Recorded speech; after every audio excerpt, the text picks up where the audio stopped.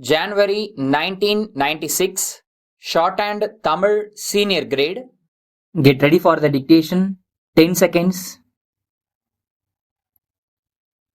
5 seconds. Start. நண்பர்களே, பத்திரிகையாளர்கள் சங்கத்தின் ஆண்டு விழாவில் கலந்து கொள்ள எனக்கு வாய்ப்பு அளித்தமைக்காக முதற்கண் நான் நன்றி தெரிவித்துக் கொள்ள விரும்புகிறேன். நீண்ட நெடுங்காலமாக அரசியல் துறையில் மட்டுமல்லாமல் பொருளாதார அபிவிருத்தி சம்பந்தமாகவும் சமுதாய முன்னேற்றம் சம்பந்தமாகவும் இந்திய பத்திரிகைகள் ஆற்றி வந்திருக்கும் பணி மகத்தானது என்று குறிப்பிடுவதில் நான் உண்மையிலேயே மகிழ்ச்சி அடைகிறேன். தின பத்திரிகைகளை பொறுத்தமட்டில் இந்த 3 துறைகளில் முக்கிய கவனம் செலுத்துகின்றன என்றாலும் தொழில், விஞ்ஞானம் போன்ற மற்ற துறைகளுக்கும் அவை ஓரளவு இடம் அளிக்கின்றன. இவை தவிர சினிமா, இயல், இசை, நாடகம் போன்ற பல்வேறு துறைகளுக்கென்று தனித்தனியாக வார, மாத இதழ்கள் வெளிவருவதையும் பார்க்கிறோம். இவ்வாறு பலதரப்பட்ட மக்களுக்கும் பயன்படும் வகையில் பத்திரிகைகள் இயங்கி வருவது பாராட்டத்தக்கதாகும். குறிப்பாகச் சொல்ல வேண்டுமானால், நம் நாட்டின் சுதந்திர போராட்ட காலத்தில் இந்திய பத்திரிகையாளர்கள் ஆற்றிய பணி மிக மிக போற்றத்தக்கதாகும். நாட்டின் விடுதலைக்காக பாடுபட்ட தலைவர்களின் எழுச்சிமிகு உரைகளை வெளியிட்டதன் மூலமாகவும் சுதந்திர போராட்டத்தில் அனைத்து மக்களும் பங்கு கொள்ளும் வகையில் எழுதிய தலையங்கங்களின் மூலமாகவும் பத்திரிகைகள் பெரும்பணி புரிந்திருக்கின்றன. சுதந்திரம் நமது பிறப்புரிமை என்ற உணர்வை கற்றவர்களிடையே பரப்புவதற்கு ஆங்கில பத்திரிகைகள் உதவி செய்தன என்பதை மறுப்பதற்கில்லை. எனினும் ஓரளவே கல்வியறிவு பெற்ற சாதாரண பொதுமக்களிடையே சுதந்திர உணர்வை ஊட்டுவதற்காக பல்வேறு மொழி பத்திரிகைகள் எடுத்துக்கொண்ட முயற்சி ஈடு இணையற்றது என்பதையும் இச்சந்தர்ப்பத்தில் நான் கூற கடமைப்பட்டிருக்கிறேன். பத்திரிகை தொழில் ஈடுபட்டுள்ளவர்களுக்கு அறிவுரையொன்று நான் கூற விரும்புகிறேன்.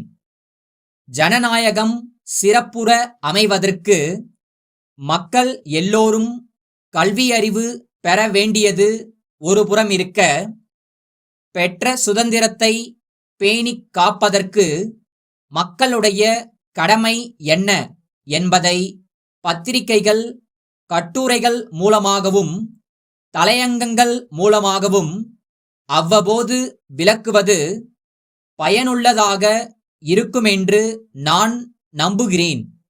அது மட்டுமல்லாமல், விரும்பத்தகாத உணர்வுகளை தூண்டும் வகையில் செய்திகளை வெளியிடுவதை தவிர்த்து ஆக்கப்பூர்வமான பணிகள் பற்றிய செய்திகளுக்கு முக்கியத்துவம் அளிக்க வேண்டுமென்று நான் கேட்டுக்கொள்கிறேன்.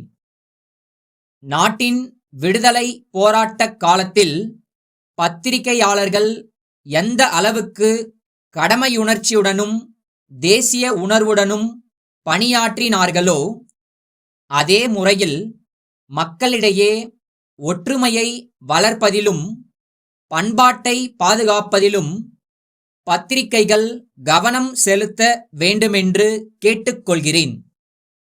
நாட்டில் ஜனநாயகம் தழைத்தோங்குவதற்கு மக்களுடைய கருத்துக்களை பிரதிபலிக்கும் வகையில் பத்திரிகைகள் சுதந்திரமாகச் செயல்படுவது அவசியமாகும்.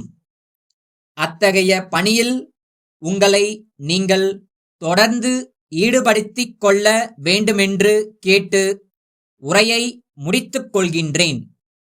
சென்னையிலுள்ள சாந்தி துணிக்கடையின் மேலாளர் திருப்பூரில் உள்ள திருவாளர்கள் குமரன் சகோதரர்களுக்கு எழுதும் கடிதம்.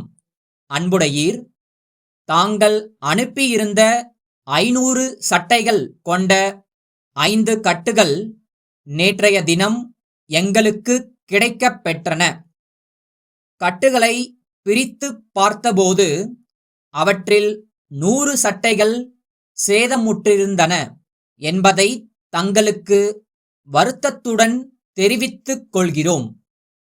தங்கள் பொருள் விவரப் பட்டியில் கண்டுள்ள தொகையில் மேற்படி சேதமுற்ற சட்டைகளுக்குரிய விலையை கழித்துக் கொண்டது போக பாக்கித் தொகைக்கான வங்கிக் காசோலையை 1-2 நாட்களுக்குள் தங்களுக்கு அனுப்பி வைப்போம். எங்களுடைய வாடிக்கையாளர்களுக்கு முழு மனநிறைவு அளிக்கும் வண்ணம் நாங்கள் இப்பகுதியில் சென்ற 50 ஆண்டுகளாக பெயரும் புகழும் பெற்றிருப்பதை கருத்திற்கொண்டு தாங்கள் எப்போதும் முதல் தரமான துணிகளையே எங்களுக்கு அனுப்பி வைப்பதில் முக்கிய கவனம் செலுத்த வேண்டுமென்று கேட்டுக்கொள்கிறோம். தாங்கள் வெளிநாடுகளுக்கு ஏற்றுமதி செய்யும் பல்வேறு அளவுள்ள 1000 உயர் ரக பனியன்களை எங்களுக்கு அனுப்பி வைக்கும்படி கேட்டுக்கொள்கிறோம். தங்களுடைய விவரமான பதிலை விரைவில் எதிர்பார்க்கிறோம். தங்கள் நம்பிக்கையுள்ள